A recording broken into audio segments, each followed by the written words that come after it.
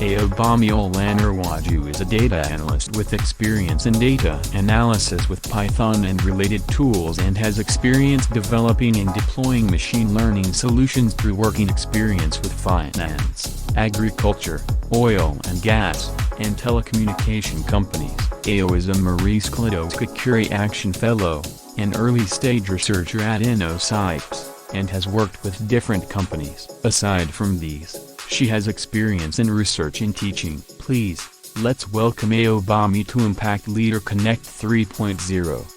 Alright, we can clap using the reactions, you can clap using emojis. If you have your camera on, you can just clap as we welcome Ayobami Olanrewaju. Thank you so much for that warm welcome. Let me first find out, can everyone hear me? Can you all hear me? Yes, we can. You're good. Okay, thank you so much. That's to tell you that technology is working, and that's the age and the phase we are in now. So I'll just share my presentation, and then I can continue from there. I think there's disable sharing. Can you please allow me to share?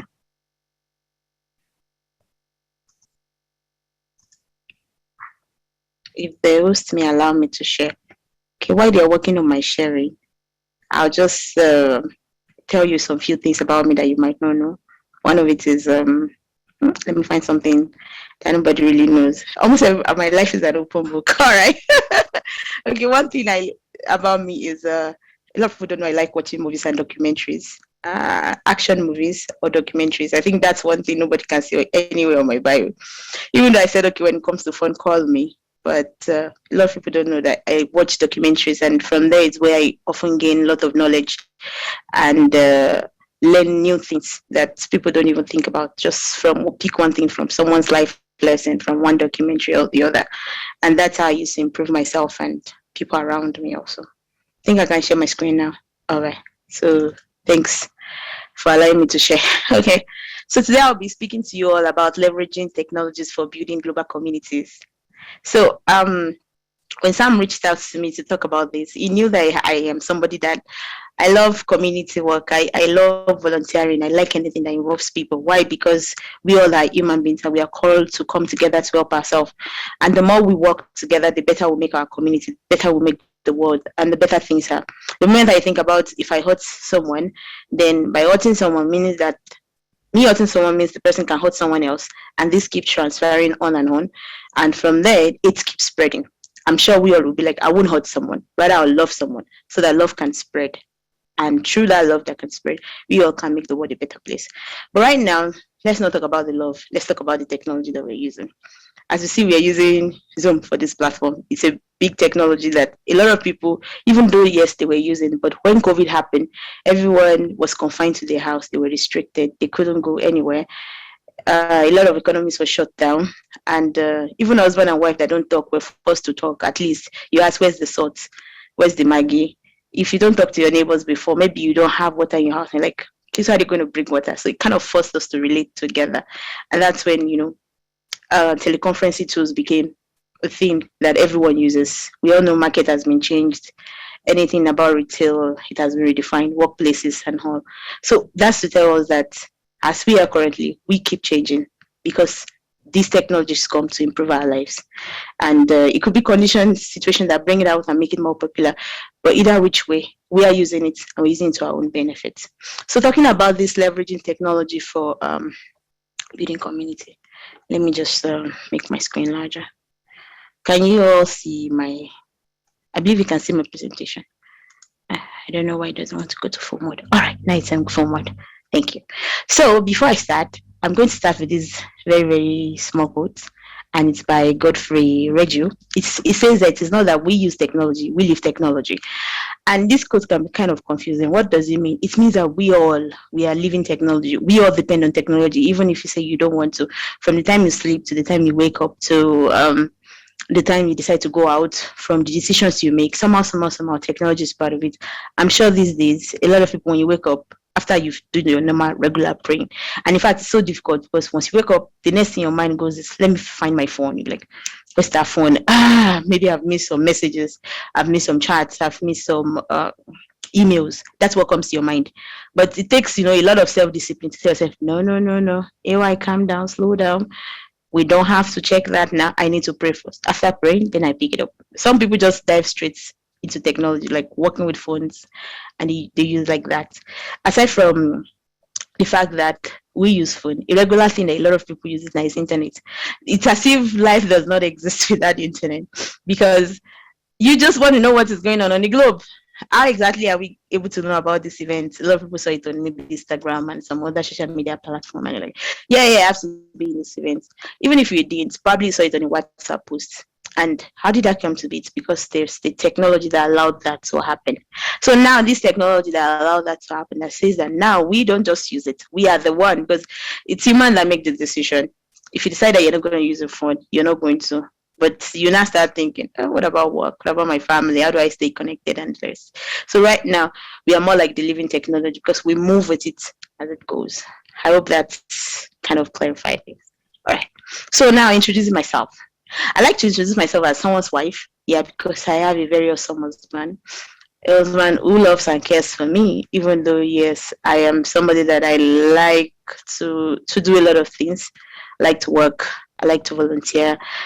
And some other things that I know that's for my good and for the public good. And he allowed me to do anything I wanted. I can fly anywhere, I can go anywhere without any stress. So whenever I'm talking about me, I have to put it there that there's a special man behind me. I'm also a mom. I have a 4-month-old boy. I'm serious. It has not been easy.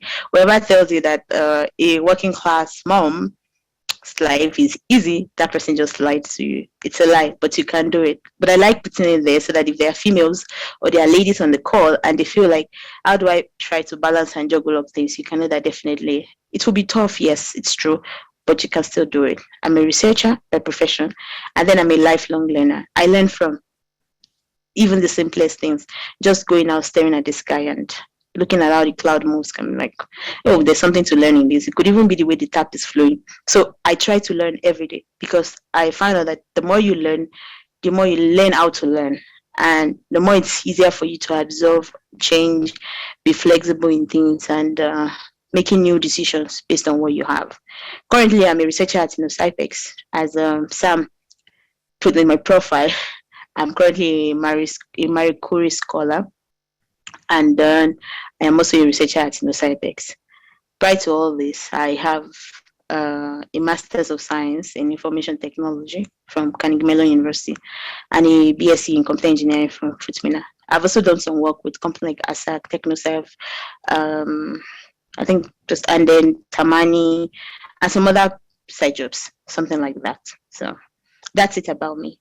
And if you want to have fun, you want to learn, and you want us to volunteer together, please feel free to reach out to me. I like fun, work. All work and no play makes Jack a very dull boy. Even though I'm not Jack, I'm Ayo, but I still don't want to become a dog girl. So let's dive in. What is technology? I'm sure a lot of people, we all know the definition and application of scientific knowledge to be able to produce something that you can use to meet our need. That's like a very cool common definition for what the technology we currently use. But in my own case, I'd like to describe technology as application of a sket. Even though it was sket, it's not sket from my way, it's SKET, which is just right here, SKET. It means the application of the skills. What skills have you acquired over time? Maybe you've acquired the skills through different form of learning, through different schooling, through different researches. So when you apply those skills, and then knowledge, it could be knowledge that you derive from meeting with people, from taking courses online, from anything, like even from studying the hands or from watching programs. All those applications of their skills, your knowledge, your experiences, what has happened to you before. There was a particular day I learned a very, very big lesson. Then I was in Kwara Poly, because I went to Kwara Poly before I went to university. I was going home, and there was a bus that was supposed to convey us to where we're going. The bus was, in fact, it was the last person that was supposed to enter the bus, and I was with a lady, and then we started dragging for space. And so then I told the lady that I'm going to be the one that will take this. You can't take, I'm the one. So I took the earlier bus and left. To my surprise, by the time we got to half of the road, her own bus that took off behind us kind of allowed her to come first. Like she came down of the bus before I did. She alighted before I did. And I'm like, what? But I took the last space on the first bus, and this lady took the second bus. And here is she already stopped beside the road. But me, I was seeing the bus going. And then that was when it dawned on me. And then she already reached her destination. My destination is still far ahead. And that was when I learned this lesson. The lesson is you don't need to rush and struggle too much for things. Whatever is yours will be yours. And don't compare yourself with nobody, because both of you or different people have different pathways in life. If I had struggled, either I struggled or I didn't struggle, she's still going to get to her destination before I get to mine. And the fact that I took the earliest bus doesn't mean that she's not going to get to her destination before me. But what does it mean? Everyone runs their different races. But that was a big thing that I learned that day. But I wouldn't have learned the experience if I wouldn't have had that experience if I did struggle to get the bus first and allow her to take the second one. Maybe that's what God was trying to let me learn from that incident. But all these kind of experiences, or even more other ones that you've heard, or you've heard from people, or you've witnesses, those are part of what you apply together to form what they call the technology and the technology. And then maybe the techniques you might have learned. Maybe in the course you found out that okay, for you to make hair, you have to sit the person down, bring the tool for plaiting the hair from the center of the hair to the back, then you have to keep cutting, and that's how you make the hair. Or maybe you found out that when it comes to hair, all you need to do, like the previous speaker, is make sure you get your data right. And then you found some other machine learning models that you've learned as techniques, and then you bring all this together, your skills, your knowledge, your experience, and the techniques you've learned, you apply it together to meet a human need. All this together is what you call your technology. So let's take Zoom, for example, this platform we are using. So somebody somewhere sat down and be like, how can Samuel, who is in Canada, connect to Ayo that is in Kigali? And both of them having intelligent conversation. The need is the need for communication. And the person said, okay, based on the fact that face-to-face communication work, like Samuel sees Ayo, Ayo sees Samuel, and Ayo sees maybe Queen and some other people. And when we see each other, we are able to communicate better. So let's put a camera. Yes, a camera would do. We can see each other face to face. And then let's put a speaker that can allow us to talk. Ayo can talk, Samuel can talk, and all of us get to talk together. That's it.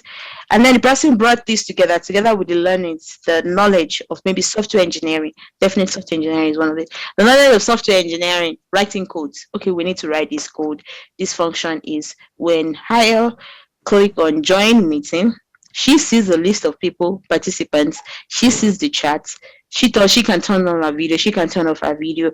And then both of them can get to communicate together. And when they bring this together, it brought us the Zoom technology that we use today. So what are the things that has happened in this course? First of all, there is a change, meaning that we are changing as this technology happened, meaning there is something that has changed about us. Immediately we found that there was Zoom, then I don't need to fly down to where Sam is in Canada. I could just sit from my house and then talk to Sam. Another thing that's happening is there is a transformation. Our mentality is shifting. We are having like a mindset shift, like a shift is happening, meaning that next time I want to meet with a large set of people, what I just need to do is just adopt the platform. If I know that I just want to bring people together at a low cost, and I don't want people to complain to me that there's no way we can fly down to Kigali, no flights, expensive rate, and the rest, then you see that the transformation, things are changing. And this transformation also is affecting different facets. Let's say at this Zoom is, as this Zoom is happening, a lot of workplaces, work happens on Zoom, meetings happen on Zoom, conferences happen on Zoom, meaning that people can share knowledge, people can share ideas as we do now. And because of that, remote work has come to stay. E-learning has come to stay. You understand? So things are changing. There's transformation. There's not just a change, but people are also changing from the inside out. And as people are changing, there's transformation. There's also the creation of things. As we've come here now to come and learn new skills, these new skills, we intend to use it for other platforms, like probably the things you've learned from here, you can apply it to your life or even share it with other people. That makes us a better place. And at the end, it meets a need. What is the need? The need for communication. And when you come about with this change, transformation, creation, and meeting it, we talk about what you talk about, technology. And that is it. So anything that can bring about changes, transformation, creation, and meeting human need. So if you look at it, at the center of everything, the three key things that is within technology is human. The only thing that has to do with things is the creation. So meaning that technology is about you, just as what I studied. We live technology. It is about us. So never forget that whatever technology, you are the center of it. And if you're the one driving it, then what happens? So what happens when you drive it? One of it is communication possibility. I already said this before. We are able to converse, we're able to discuss things together. And are we able to do this? Because we have the technology that allows us to do it. So it now allows that there's an open border. You can be anywhere in the world and we can converse. I can share idea with you. And because there's technology, there's vast amount of information out there, meaning you just have to key into it and make it work. Aside from that, it makes your tax easier. Before, back in those days, let's say people who have a very large farm, management of such large farm might be really difficult before you yourself go to the land, gather the products, put it in the van, transport it for selling. It's really a lot. Now it's so easy to get computers or possibly machineries to help you till your grants. We have different robots that can help you harvest your plants. They harvest it, they put it in the van. From the barn or from your store, it's so easy for you to take account of it. You take inventory of everything and you know what you have, what you don't have. And it's so easy for you to link up with suppliers and distribute those goods. So meaning that your life is a lot easier because we have technology. But you see, we are still looking at it at technology between me and you. But we haven't really gone to like, okay, how do we now make it wider, vast? Because we're saying the global community. Another thing is decision support. Who among you feel like, all right, I want to predict where Sam will be tomorrow? And then you'll be like, you can't just sit down here and make the decision that Sam is going to be in church tomorrow if Sam hasn't been going to church regularly. You can't just predict that this is the church Sam will attend tomorrow if you haven't been going to church with him. Meaning that the more data we have, because of the fact that we have technology, imagine if, let me pick someone else. I don't want to use Sam alone before people feel like Sam has given me money. Let me find someone else to use. So let's say Adams. I think Adams is good. Adams seems short and it's spicy. Because in the beginning there was Adam and Eve. So let me use Adam. So now, let's say for example, I really don't know who Adam is. But let's say Adam's friends, all of them happen to be architects. It's so easy for me to be like, possibly, maybe Adam is an architect, or maybe he might be into building because of his clique of friends. Or let's now say another thing is this. Possibly, Benga. I don't know Benga and Adam to be friends, but let's say I see that I checked online on Instagram and I see that Benga is connected, is following Adams, and Adams is following Benga. It's possible for me to be like, wow, that means in real life, Adams and Benga, they seem to know each other, or maybe they've been to similar events and they might have things in common. That's why they are following each other. You see that for me to be able to make such decision and to know that it's being made possible for me through the use of technology, I can now make slightly more informed decision. Although this decision sometimes might be biased because, like Queen said, if you have wrong data, this decision is like garbage in, garbage out. Whatever you feed the computer is what the computer feeds you back. So meaning that if you have bad data, you have bad results. And if your data is correct, then you have a better result. So now, if I have those information, at least it could help me with my decision. Let's even say, for example, I decide to take myself as someone, like an entity, and I want to find out what exactly I like doing the most. And I start recording my activities for a week. In the morning, I wake up, I pray. By 2 p.m., I'm reading. By 3 p.m., I'm working. I work between these 13 hours to these 13 hours. I work by 5 down to 7 p.m. And I do that consistently every day. It's so easy for me to plot and be like, between the hours of this is what I do. Between the hours of this, that, this is what I do. Between the hours of that is what I do. And we all know that even in life, one of the things, let's say you want to order a shirt online. One thing you check first is, what is the review? How many people really like the shirt? Can I see someone who has worn it before? In a way, you are making decision, but you won't have been able to make that decision if there's no internet that is available. And now there are no different web pages that you can surf and then find those information. And let's even say they have the web page, there are no reviews, meaning people have not entered data into it. So because of the fact that you have these vast amounts of information given as a result of technology, then you can make your decision either to buy or not to buy. Now think about it from the industrial point of view, where you have lots of people that are working, you have a lot of executives that need to make big business decision that involves lots of dollars or money. What do? You were able to do that because you have the data involved. So we know that, yes, technology is one key thing in decision making. Now, let's just divert a little bit. We've seen the technology side. What are the global communities? One thing about global communities is it's just me and you, and we are connected. We have common interests. Why did we come for this meeting? I believe a lot of you have interest in leadership.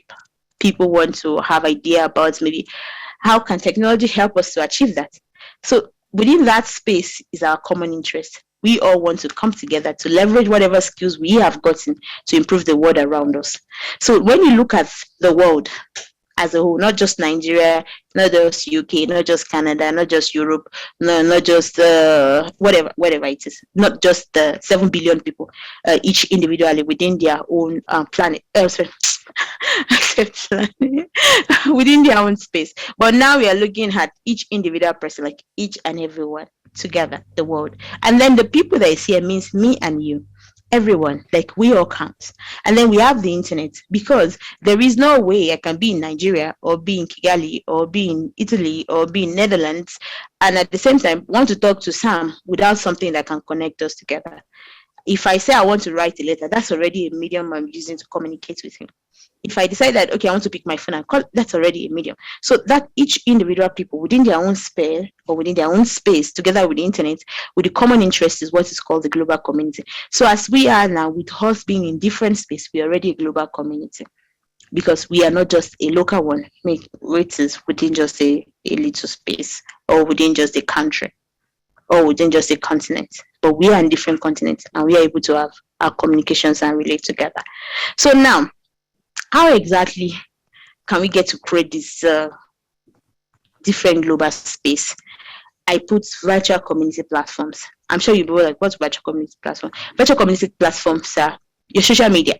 Let's say, for example, you decide to create a little community on TikTok, and anybody around the world can watch it, can see what you're doing, they can interact with whatever you're doing, can give their own opinion, can bring their suggestion. You all can converse together. That's already a community. They are all virtual platform. Like Facebook, for example. Yes, it is. Even though people come together and chat, they are not in the same space at the same time. We all have different time zones, but still people react to things on Facebook. People react to things on WhatsApp. People react to things on Instagram, on Twitter, for example, on Telegram. So all of these are virtual platforms that we can use to bring together this global community. All we just need to do is have the goal. What exactly is our goal? Are we going for business? Are we looking for economic things? Are we looking at the global impact of things? What exactly is the problem we are trying to solve? So far we have that problem we are trying to solve. Creating the platform is not the problem. More like today, we said that today we are creating a platform, and what we are creating the platform is we are trying to sensitize people about maybe gender-based violence. That is our common interest. And then people that have interest in gender-based violence, they start pitching it, and that's how you keep growing. And then you can say that, okay, we're going to have like a physical event at different location, but at the same time, or maybe you live stream it, you teleconference with anyone, or you can say that, okay, we're going to have like an hybrid event, which is some will be locally residential in their place, and then we're all connected again through all this technology platform. So that's one of it. That's that we can create this community. Another thing are the messaging apps like your Gmail, yes, your email system. Either you use Yahoo, either you use Hotmail, either you use Gmail. I am sure Gmail is so popular because a lot of people are Android users, and being an Android user, you need your Gmail or your Google Mail to be able to like log on the first time to your Android.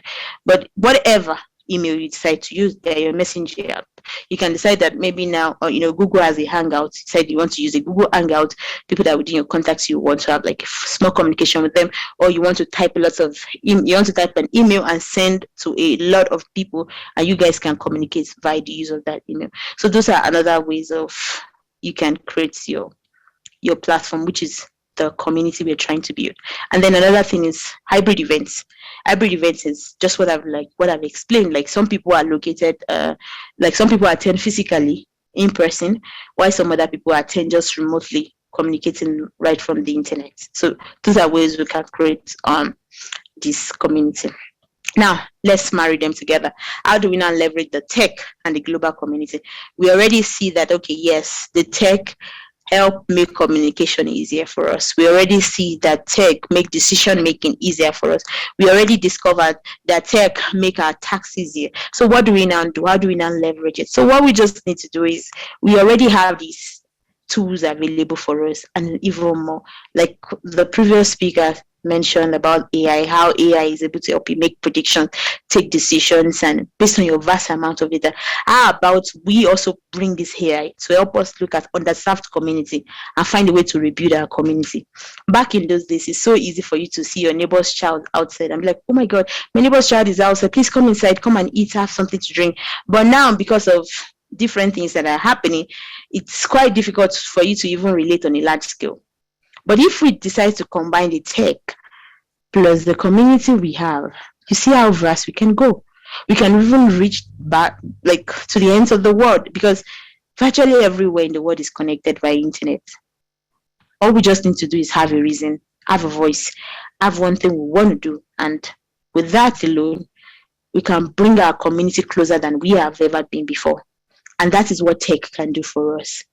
Be it your phone, be it your laptop, be it in terms of digital devices that gets information about you. Let's say, like, currently I'm wearing a Fitbit. It's like a health watch, and then let's say you take some certain step, your heartbeat is really high. You could even send information to your doctors. We can leverage all this to be a closer community than before. We could just be a community that just monitor each other's health. And if we find out that maybe one of us is not feeling fine as much as we can come together and help each other. We can also be people who are much more understanding, caring, loving towards each other. And this is what tech can do for us, because a community is somewhere you can just bore yourself out. You can just state what you want to say. You can just bear it out, and nobody will judge you. And the essence is for us to come together and be better at whatever we do. Another thing is, we can also leverage this technology to build partnership.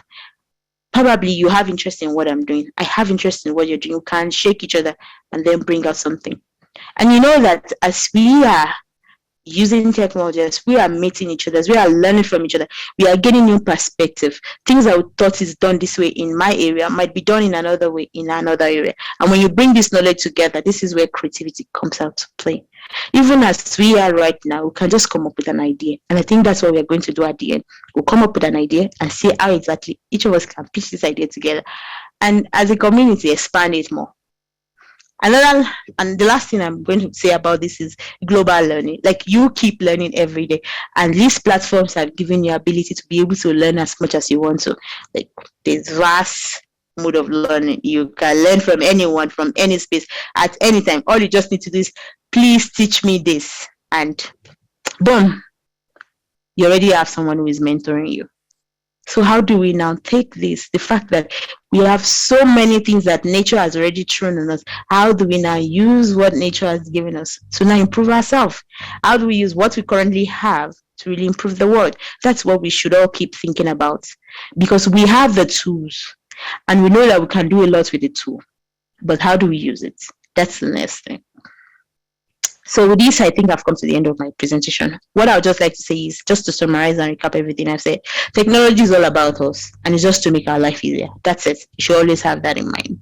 And technology is the application of your skill. Like I said, your skills, your knowledge, your experience, as well as the techniques in order to create things that will meet my need, your need, and our needs. And being a community is just a world filled with people, internet, and then we have this common interest, and then we need to just collaborate. We need to learn in order to do what? To improve the world. It takes me and you to change this world. And if we really want to see the change in the world, then it's good for us to start adopting the technology we have available to be able to make those changes. And with that, I will round up with this. Technology is all around us, and it's up to us to use it for the greater good and bring ourselves closer than we have been ever. And with this, I'll say thank you all for listening to me. And I want you all to put it in the chat, one thing you feel you can do to make the world a better place. We all will just put one thing. Let's see if we can find a map between all of our ideas to see one thing you can use technology to improve. So your time starts now. Please start putting in the chat one thing you feel you can do to make the world a better place, and then we'll look at how we can use technology to achieve it. All right. Wow, wow, wow. Thank you so much, Ayobami. That was a very insightful presentation. Technology is about us and how we can use it to make our lives easier, to better our communities, our partnerships. And one thing she said that stuck with me was the more you learn, the more you learn how to learn. That is huge. That is huge.